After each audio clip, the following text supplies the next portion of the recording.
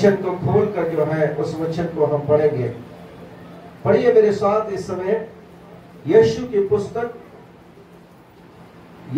पुस्तक उसका 7 अध्याय उसका नीचे में कुछ बातों को यहाँ पर हम देखते हैं, जहां पर जो है यीशु के बारे में परमेश्वर का वचन इस बात को कहता है कि यीशु जो है जब ये इस्राएल की अगुवाई करते करते उसने जो है यरीहो को जीत लिया और उस भारी यरीहो को जो है उसने परमेश्वर के आज्ञाओं के अनुसार उस भारी यरीहो को ढहा दिया। उसके बाद जो है परमेश्वर का वचन के अनुसार यीशु आगे बढ़ता है और एक ऐसे नगर में जाता है जिसका नाम है ए नगर में जाकर जो है अपने पूरे सैनिकों के साथ उस नगर को जो है जीतने के लिए जो है ये नगर में जो है धावा बोता है। तो पता चलता है कि ये नगर के लोग जो है छोटा सा नगर है, लेकिन यीशु के लोगों को जो है कैसे भगाए, तुम दबा के भगाए। आमीन, हालेलुया। और वे सारे लोग जो है भाग कर आ गए क्योंकि वे लोग उसमें जीत नहीं पाए। मैं आपको बताना चाहता हूँ, जब यरीहो जो नगर था वो इतना भारी भरकम था, उसकी दीवारें जो है इतनी चौड़ी थी कि 7 रथ एक साथ दौड़ सकते थे।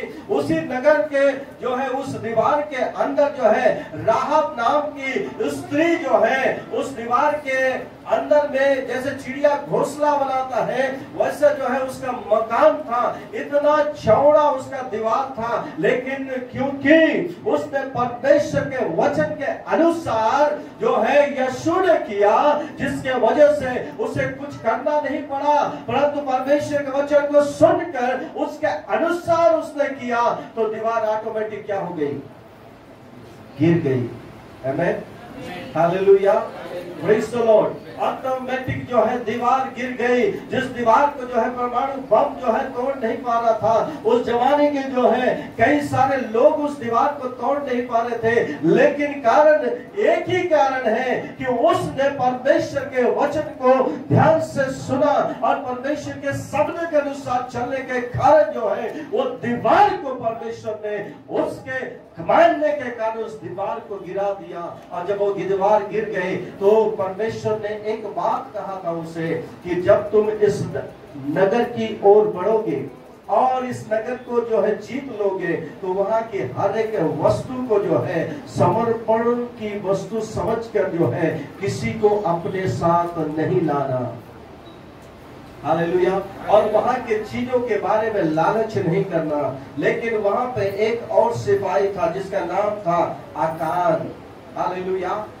वो आकान ने क्या देखा कि सब चीज जो है बर्बाद किया जा रहा है, सोने के ईंटें हैं, सोने का जेवरात है, वो सारे सोने के चीजों को जो है देखकर उसके मन में जो है लालच आ गया। और लालच आने के कारण जो है इधर उधर देखा और जो है जहां पर वो खड़ा था वहां पर रेत खोद कर जो है उस रेत में उसे छुपा दिया। और फिर बाद में जब सारे सैनिक बाहर निकले तो उन्होंने कहा कि सब ठीक है सेनापति, सब ठीक है, हमने सब कुछ को बर्बाद कर दिया, एक भी पत्ता हमारे पॉकेट में लेके नहीं आए और हमने जो है किसी चीज का लालच नहीं किया और सोच कर जो है बाहर निकल के आए। तो उसके बाद जब कुछ समय के बाद जब इनको जो है ये नगर को धावा बोला था, ये नगर की ओर जाकर उसे जो है मारना था अमाले की लोगों को, तो वहां पे जो है हम देखते हैं उसका आगे की जो है पत्रियों में, आगे की जो है पुस्तक में, आगे की अध्यायों में, तो वहां पर हम देखते हैं कि जब ये लोग जोश के साथ जो है उस नगर की ओर बढ़े तो वहां पर जो है उस नगर के लोग जो कि मुट्ठी भर के थे, छोटा सा नगर था, वहां के लोग जो है इनको दौड़ा दौड़ा कर जो है भगाए और ये भाग गए। आज क्या हो गया जो कि उस नगर से वो लोग भाग गए, इतने बड़े यरीहो नगर को इन लोगों ने जीत लिया, लेकिन एक छोटा सा नगर से उन लोग डर के मारे भाग गए। कारण यह ही था कि इन्होंने परमेश्वर के वचन के अनुसार नहीं किया, परंतु जो परमेश्वर का वचन था उन्होंने उसे जो है क्या कर दिया, छोड़ दिया। Praise the Lord. हालेलुया। हम कई बार मेरे प्रियो हम सोचते हैं कि हम जो कर रहे हैं सही है, लेकिन खुदा इस बात को जानता है कि परमेश्वर कहां पर और किस चीजों से प्रश्न होता है। खुदा के वचन को मानकर सुनकर उसके अनुसार चलने वाले को परमेश्वर जो है अनुग्रह करता और उसके साथ रहता है। आमीन, हालेलुया, हालेलुया। कुछ समय के बाद जब यीशु को पता चला कि हम जो है हार रहे हैं, तो उसने परमेश्वर के सामने जाकर फिर गिड़गिड़ाकर प्रार्थना किया और कहा कि हे प्रभु, तूने हमें जो है यरीहो को दे दिया, तूने हमें जो है हर एक देशों को दे दिया और हमारे सामने कोई ठीक नहीं पाया, लेकिन ये जो छोटा सा नगर जो है हमारे ऊपर चढ़ाई क्यों कर रहे हैं? तो उन्होंने कहा कि तुम्हारे बीच में कोई है जो कि मेरी आज्ञाओं का उल्लंघन कर रहा है।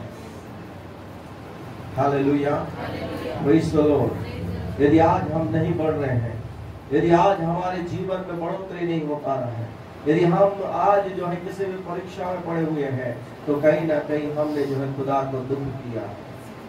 Hallelujah, praise the Lord.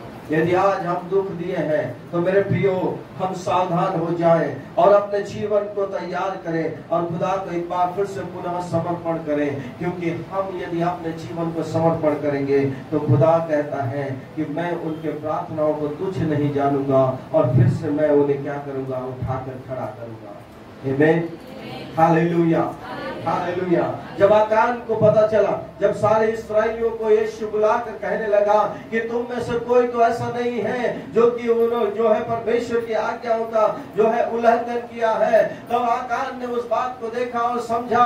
तो आकान सामने आकर उस पाप को अंगीकार करता है। तो आकान जब अंगीकार किया और उस चीजों को जो है छोड़ दिया, जब तक आप अपने मन में जो है उस चीजों को छुपा के रखते हैं, जरूरी नहीं है कि आप अपने मन में क्या चीज को छुपाए हैं। हालेलुया। परंतु जब तक आप किसी चीज को छुपाए रखते हैं तो आपके जीवन में आशीष नहीं रहती है, आपके जीवन में बरकत नहीं होती है, आपके जीवन में जो है कुछ ना कुछ ऐसे घटता है जिसके वजह से जो है आपका जीवन जो है वो तनाव और समस्या और परेशानियों से जाता है। मैं आपको बताना चाहता हूँ, यदि आज आप उस सारे चीजों को छोड़ देंगे तो परमेश्वर अनुग्रह करने के लिए तैयार है। आमीन, hallelujah, praise the Lord, praise the Lord. मेरे प्रियो, नीति वचन में लिखता है, मनुष्य को अपना रास्ता अपने दृष्टि में ठीक जान पड़ता है, परंतु अंत में उसकी जो है मृत्यु होती है। हालेलुया, वो नरक की ओर लेके जाता है। मैं आज आप लोगों को बताना चाहता हूँ कि साउल की तरह जो हम ना बने, जो कि परमेश्वर के वचन को सुनकर जो है जानबूझकर जो है उसके वचन का जो है उल्लंघन करे, परंतु हम डेविड की तरह जो है अपने जीवन को जो है पश्चाताप से भर दे, तो परमेश्वर फिर से उठाकर खड़ा करेगा। आमीन, हालेलुया। दाऊद ने पाप किया और अपने जीवन को अंगीकार किया और उस सारे पाप को छोड़कर जो है आगे फिर बढ़ गया। मेरे प्रियो, साउल ने पाप किया और अपने गलती को नहीं माना, इसलिए साउल का राज्य उससे छीन लिया गया। मैं आपको बताना चाहता हूँ कि आज यदि हमारे जीवन में कोई भी ऐसी बात है, तो जब हम प्रभु भोज के मेज में आते हैं तो उसे छोड़ दे। ये तो वचन कहता है कि तुम में से ऐसे बहुत सारे रोगी हैं, बीमारी है और कई लोग सो भी गए क्योंकि उन्होंने खुदा के आवाज को नहीं सुना। Hallelujah, praise the Lord.